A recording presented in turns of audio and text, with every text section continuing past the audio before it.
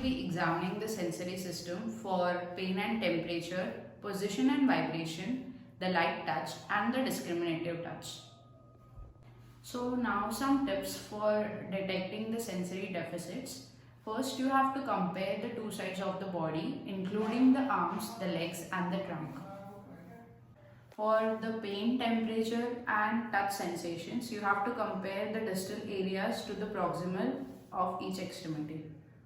For vibration and position, you have to detect the toes and the fingers first. So if the sensations over here are normal, so you may assume that the more proximal areas are also normal.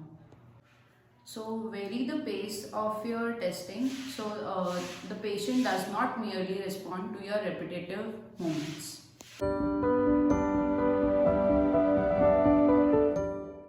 So first we will be detecting for the pain sensation. So I'll be placing this toothpick on certain parts of your body. You have to tell me if you feel it sharp or dull, okay? Now close your eyes please. Sharp, dull, sharp, dull, sharp, sharp, sharp. Okay, you may open your eyes. So to avoid any bloodborne infections, you have to discard the pen after every use.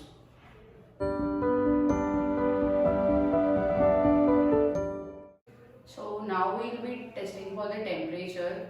Usually skin temperature test is omitted if the pain stimulus is normal, but we are here performing. So now you have to close your eyes and you have to I'll be placing these objects. You have to tell me if you feel hot or cold, okay? Okay. Hot, cold, cold, hot, hot, cold, cold. Okay.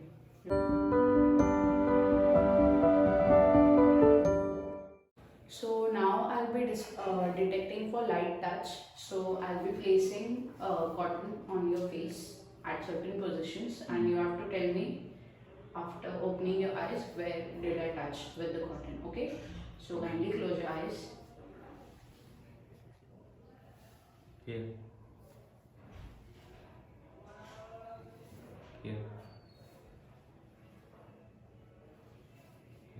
Okay.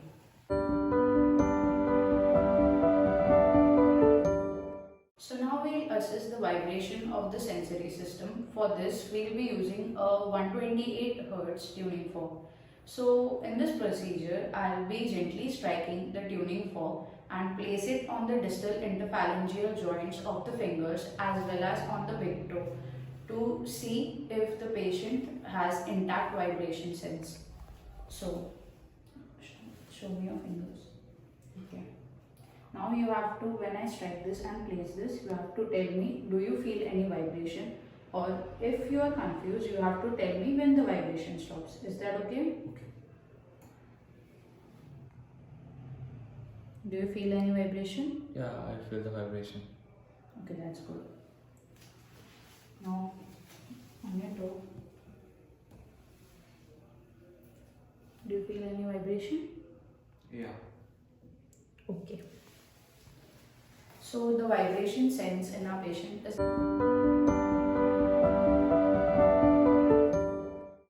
So now I'll be performing the test for proprioception, that is for the joint stimuli senses. So here I'll be, please, okay. So here we are taking the big toe and we are dragging it away from the rest of the fingers, so to avoid any extraneous tactile stimuli. So up and down, okay? Up, down. Now close your eyes and tell me if I'm putting it up or down, okay? Okay.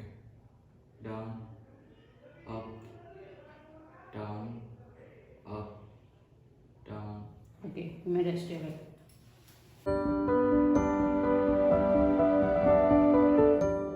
So now we'll be testing for the discriminative senses, and first we'll begin by stereognosis, that is the ability to identify any objects that by feeling it. Okay. So now you have to close your eyes. I'll be placing certain objects in your hand, and you have to tell me what that is. Okay. Close your eyes. Give me your hand. It's a paper clip. Okay. You will back. It's a ring.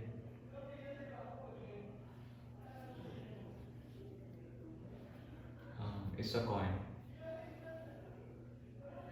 Okay, you may open your eyes.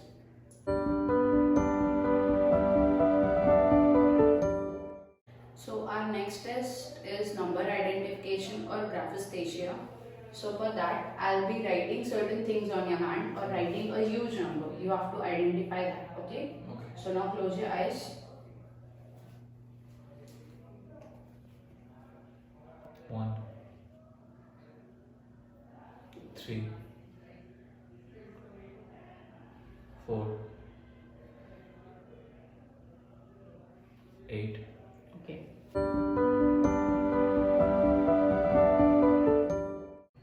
So now we'll be performing 2-point discrimination. So now I'm using a paper clip that has 2 separate ends. So I'll be placing it on his finger pad, and he has to identify where did I touch with the paper clip. Okay. So close your eyes. Here. Is it 2 or 1? 2. 1. Here. Okay. 2. Here. 2. Here. Okay.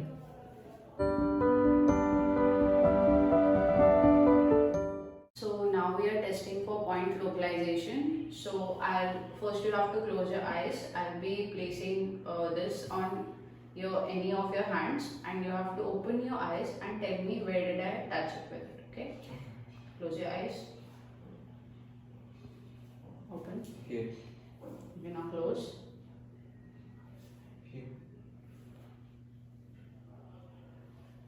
Here. Okay.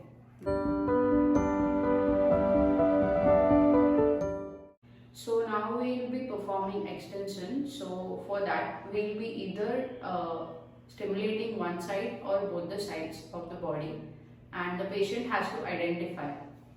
Okay, now close your eyes. Here. Okay. Here.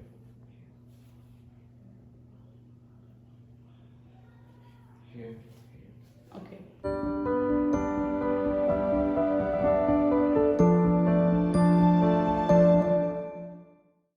So for the muscle stretch reflexes, we will be using the reflex hammer.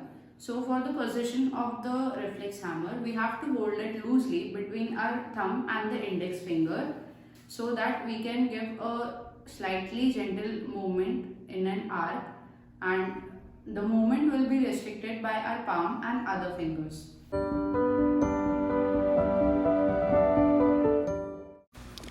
If the patient's reflexes are symmetrically diminished or absent, we use reinforcement as a technique involving isometric contraction of other muscles for up to 10 seconds that may increase the reflex activity.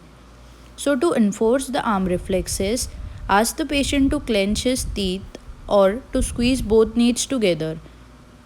If the legs reflexes are diminished or absent, ask the patient to lock fingers and pull one hand against another.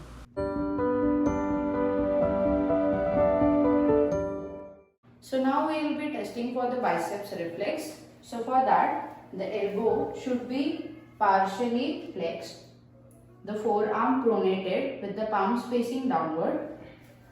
I'll place my thumb on the biceps tendon, and now I'll gently strike and look for the flexion at the elbow and contraction of the biceps muscle.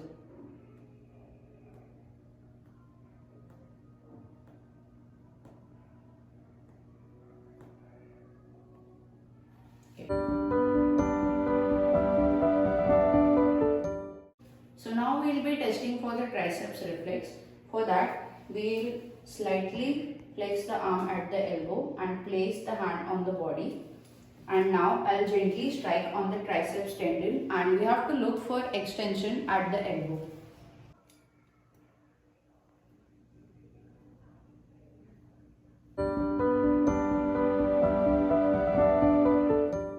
So now we will be testing for the brachioradialis reflex.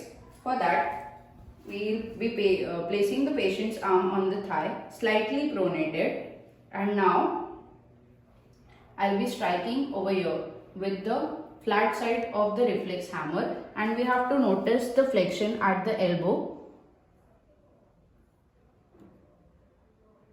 or the supination at the forearm.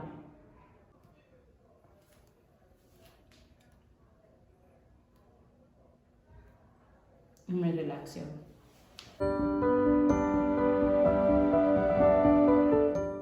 So now we will be testing for the quadriceps or the patellar reflex. So as you see, our patient is sitting here.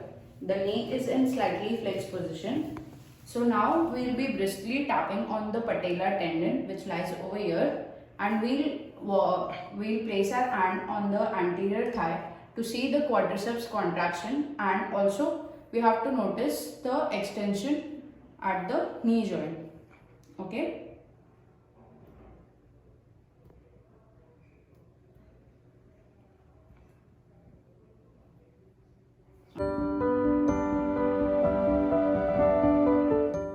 So now we will be testing for the Achilles or the ankle reflex. So as you see, our patient is lying over here.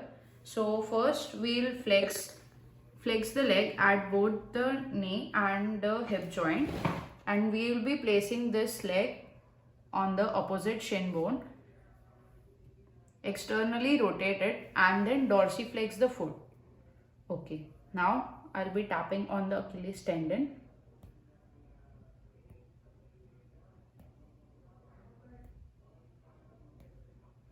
Okay, you may relax your leg.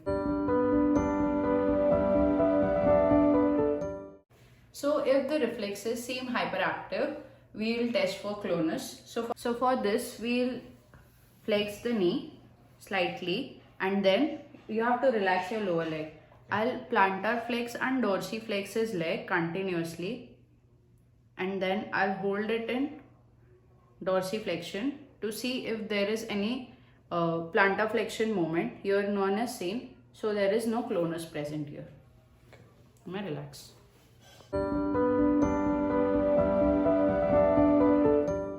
So now we will be testing for the cutaneous or superficial stimulation reflexes. So first we will be doing the abdominal reflex. So for testing the abdominal reflex, lightly we will briskly stroke each side of the abdomen. First we will stroke above for T8, T9 and T10 reflex, and then below for the T10, T11 and T12, and we'll move it towards the umbilicus. Here the contraction is seen.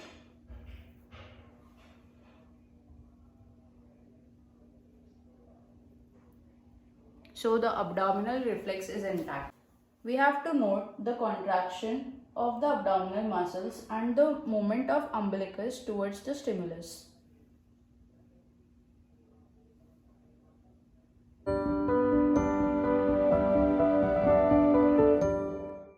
So now we will be testing for the plantar responses. We are using a key over here. So we will slightly stroke the lateral aspect of the sole from the heel to the ball of the foot, curving medially across the ball. And we have to observe for the movement of the big toe, which normally plantar flexes. This is a negative Babinski sign.